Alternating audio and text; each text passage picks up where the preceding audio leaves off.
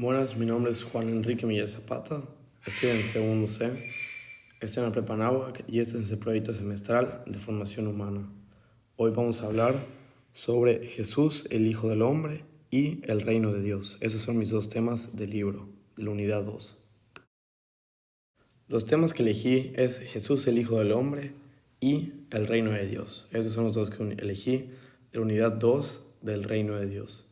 Yo elegí estos dos temas ya que la verdad es que el tema de Jesús me llama mucho la atención, ya que era el único Hijo de Dios y nos entregó a nosotros para que así podamos tener fe en Él. Y el tema del reino de Dios, el motivo de mi elección, fue que la verdad yo siempre he tenido curiosidad sobre cómo es el reino de Dios y a dónde nos iremos después de la vida. Introducción. En este video yo hablaré sobre Jesús, el Mesías, que igual era el Hijo del Hombre, y cómo fue entregado hacia nosotros, vino a la tierra como ser humano, a imagen y semejanza de Dios, y así, con sus enseñanzas, aprendimos a amar a Dios y a quererlo, y seguir su ejemplo siempre ha sido lo mejor que podemos hacer. El desarrollo del tema se divide en 3 puntos. El primer punto es títulos de Jesús, o sea, esto se refiere a los nombres que le decían. Eran 4, Hijo de Dios, Señor, Siervo y Profeta.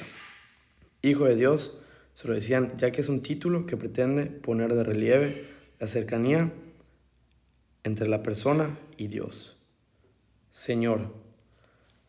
La forma griega es Kyrios, que corresponde al término con que la versión griega de la Biblia hebrea traducía el nombre propio de Dios, Yahvé. Eso significa que al llamar a Jesús Señor, se estaba equiparando con Dios. El tercer nombre, Siervo, se refería a la figura desarrollada sobre todo por el profeta Isaías, cuya finalidad es restaurar la alianza con Dios y cuyo sufrimiento expía las culpas de todos. Cuarto nombre, Profeta. En la época de Jesús, el fenómeno del profetismo hacía tiempo que había desaparecido en Israel.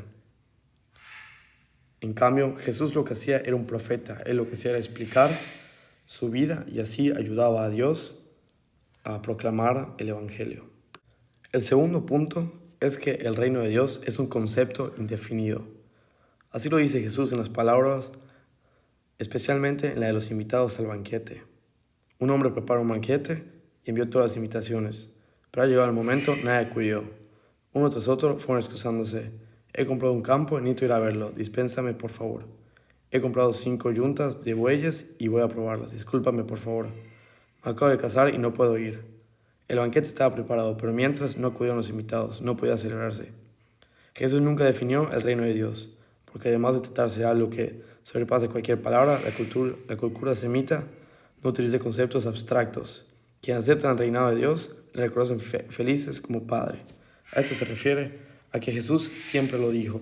El reino de Dios no se trata de algo que es algo natural, no. Es algo que está fuera de la capacidad del cerebro humano. Es algo que es indefinido, no se puede explicar. El tercer punto es, el reino de Dios es Dios mismo. Eso se refiere a que, ya que no porque se llame el reino de Dios significa que es literalmente un reino, no, es Dios mismo. A lo que voy es que el reino no se trata de que literalmente es un reino, y Jesús siempre nos dijo, el reino de Dios está cerca. Él se refería a que está cerca, pero no nos tenemos que ganar, no es algo que te lo regalan. Tú tienes que cumplir con el Evangelio y los mandamientos de Dios para así poder llegar algún día al reino de Dios. En conclusión, estos temas nos dieron a entender que Jesús es el Hijo de Dios y es al mismo tiempo en esa época, fue un ser humano a imagen y semejanza.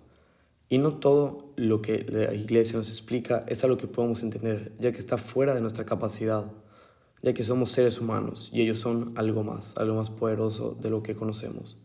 Entonces lo que nosotros tenemos que tener claro es que no todo como lo explican en la Biblia es literalmente. Al contrario, nosotros no podemos quedarnos con la idea de que todo lo que nos dicen es exactamente así. Es algo que no se puede explicar, ya que es algo más grande de lo que conocemos. Gracias. Muchas gracias por tu atención, Miss, y espero que tengas felices fiestas.